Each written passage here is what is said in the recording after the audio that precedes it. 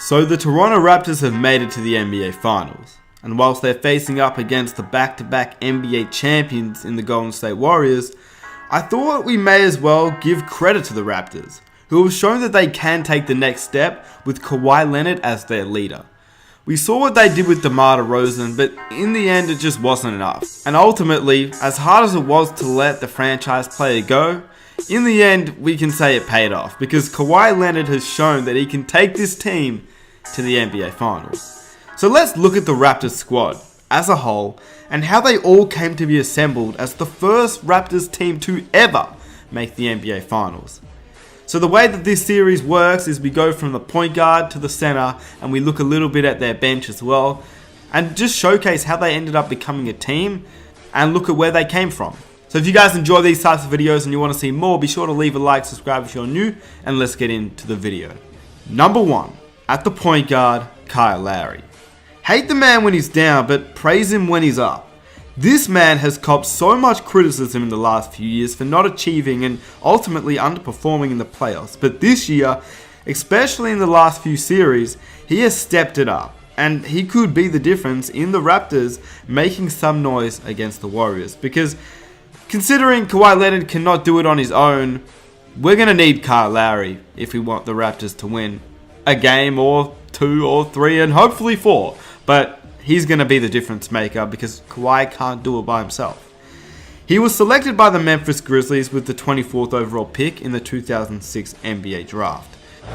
With the 24th pick in the 2006 NBA Draft, the Memphis Grizzlies select Kyle Lowry of Villanova University. He only played 10 games as a rookie. He was the backup to Mike Conley. In 2009, he was traded to the Houston Rockets. In 2009-2010, once again he served as the backup point guard behind Aaron Brooks. But by the 2010-11 season, Lowry started to play a little bit better. He averaged 13.5 points per game, 6.7 assists, but then he was later traded, since the backup point guard of the Houston Rockets in Goran Dragic played really well when Lowry went down injured. And the Rockets decided they could trade Lowry to shed salary cap and acquire draft picks during the offseason. But hey, this was the best thing to ever happen to Kyle Lowry. We know the rest. It's history. Kyle Lowry, at 26 years old, finally found a home. He's now a 5-time All-Star and an NBA Finals player. Number 2, their shooting guard, Danny Green. This is not the first time Green has made it to the NBA Finals, since he won a ring with the San Antonio Spurs in 2014. But if you thought his run to the NBA Finals this year was easy, you had it all mistaken. With the 46th pick in the 2009 NBA Draft, the Cleveland Cavaliers select Danny Green from the University of North Carolina. He was the 46th overall pick in the 2009 NBA Draft, and after he played in 20 games in his rookie year with the Cavaliers, the team waived him at the beginning of the next season. Green was then picked up by the Spurs in 2010, and he was waived 6 days later. Then he went to the D-League, signed again by the Spurs, sent back down to the D-League. After that, he signed a 1-year contract with KK Union Olympia, which included the NBA out clause, which made him eligible to play in the NBA once the 2011 NBA lockout ended.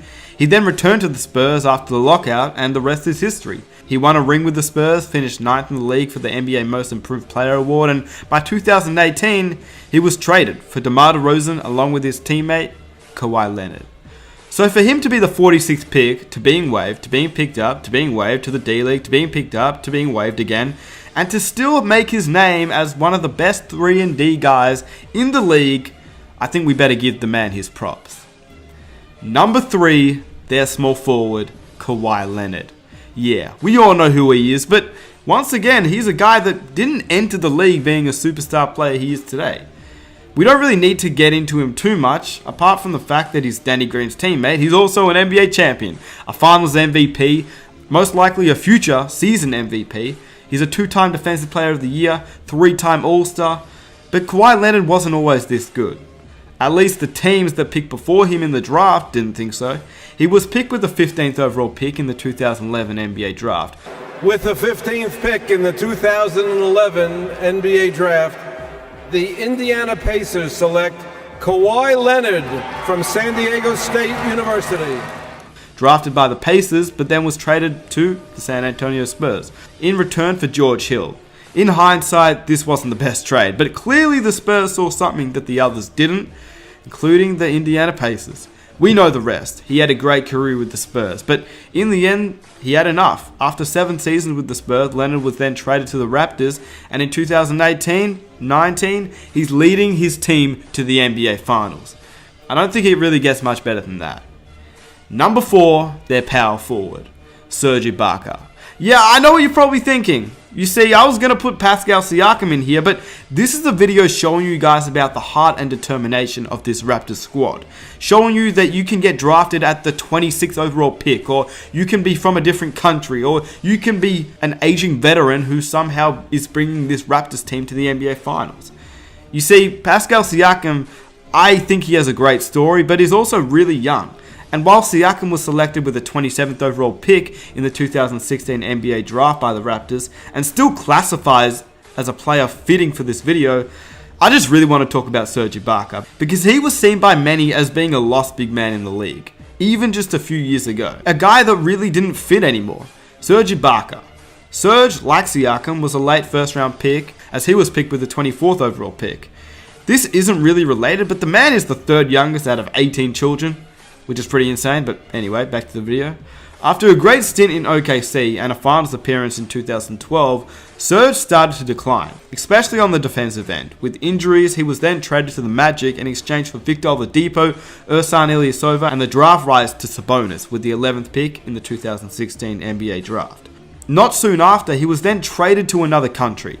He was traded to the Toronto Raptors in exchange for Terrence Ross and a future first round draft pick. Once again, the rest is history.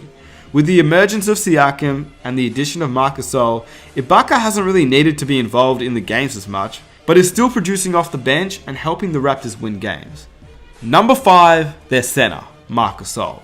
Remember when I said Lowry played for the Memphis Grizzlies? Yeah, well, a lot of people never remember that Lowry and Gasol were actually teammates on that team, but neither was meant to be this good. Lowry was picked with the 24th overall pick in 2006, and a year later, Marc Gasol was picked with the 48th pick and drafted by the Los Angeles Lakers in 2007.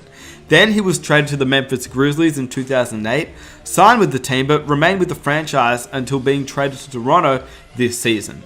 But that 48th overall pick, who was traded, is now a 3-time All-Star, Defensive Player of the Year, a pivotal player in the Memphis Grizzlies teams who were always underdogs, pushing the Western Conference powerhouses all the way.